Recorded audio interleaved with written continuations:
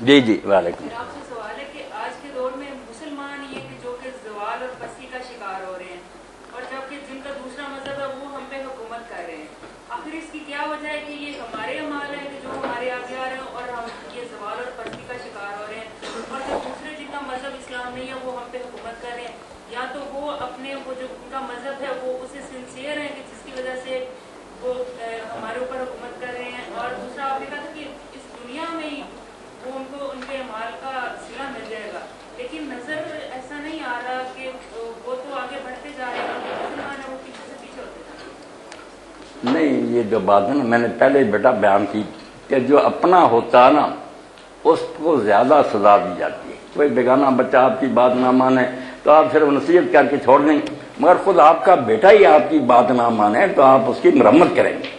مسلم اگر کہلاتے ہیں نا کہ ہم اللہ کے ہیں اس کے رسول کے، یہ بھی جو چیز کرتے ہیں شاید دنیا ان کی ان کو اسی طرح بن کرتے، یہ منسوب کرتے ہیں اپنے آپ کو اللہ کی طرف کہ ہم اللہ کے ہیں، رسول اللہ کی طرف، اور پھر ان کی بات نہیں مانتے. اس لیے اللہ رسول ان پر زیادہ ناراض ہے نا کہ تم ہمارے کہلا کر پھر غلط کام کرتے ہو. انہیں سزا بیٹا ملنی چاہیے. اور جو کافر ہیں ان کو اگر دنیا میں ترقی مل رہی تو ٹھیک ہے، دین پر ان کا کوئی نہیں ایمان. وہ تو انہوں نے مدت ہوئی جب سے نشست ثانیہ ہوئی علوم کی بیٹا، اس وقت سے انہوں نے چرچ کو دفع کر دیا. اب پادری برائے نام ہے، کچھ نہیں، اپنی تقریبوں نے دعا کری انہیں بلا دے، کوئی عزت نہیں. یہ سب سیکولر ہیں، بے دین ہیں.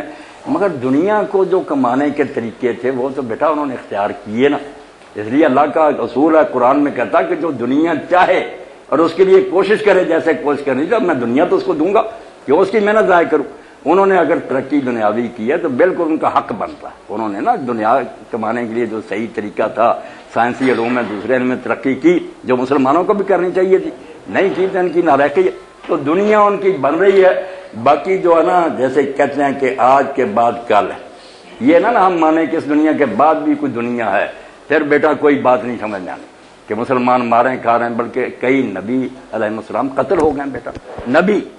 اب اگر بعد میں نہ مانے کوئی ایسی دنیا آنی ہے جب میں نیکوں کو ان کی نیکی کا صلہ ملے گا اور برائی کرنے والوں کو سزا ملے تو مسئلہ حل نہیں ہو سکتا. بہت سوال پیدا ہوں گے. آپ دیکھیں گے ایک شخص ڈاکو اور بدماش ہے، پوری زندگی ایسے گزارتا، مر گیا، کوئی سزا نہیں. ایک نیکیاں کرتا رہا، قوم کا خیر خواہ تھا، بہت لوگوں سے بڑائی کرتا تھا، مگر کوئی انعام نہیں ملا اس کو. اب دوسرا نہ اس کے ساتھ مانا جائے دن ہے کہ اس دنیا کے بعد بھی ایک دن ہے جہاں لوگوں کو ان کی نیکی بدی کا پورا پھر بھی کوئی بھی الجھن دور ہو سکے. اس پر یقین رکھے، بہت مسئلے حل ہو جاتے ہیں. کہ یہ 2-4 روزہ زندگی میں اگر تنگ بھی ہو تو کیا اگلی دنیا وسیع ہے، اس سے بڑی اور ہمیشہ رہنے والی، خیر وابقہ، اس سے بہتر بھی ہے اور ہمیشہ وہاں چلے جاؤ. اس لیے موت مسلمان کے لیے کوئی ڈراؤنی شے نہیں، وہ تو اس کا متلاشی ہوتا ہے نا کہ وقت آئے میں اللہ کے لیے جانوں، وہ سمجھ لا کہ مرتے ہی میں جنت میں چلا جاؤں.